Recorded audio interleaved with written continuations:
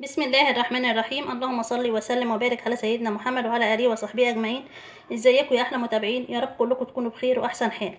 النهارده ان شاء الله انا هخزن التوم معاكم، هخزنه بثلاث طرق يعني علشان الكل يستفاد وينفذ الطريقه اللي هو حاببها.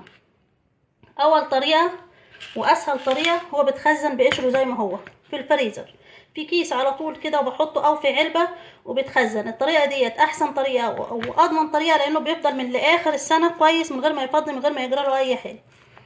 انا بجيب علبه عندي او كيس، انا بس بصراحه انا بحب العلبه علشان لما احتاج توم في اي وقت اسحب منها كده على طول، احسن ما افك الكيس واعذب في نفسي.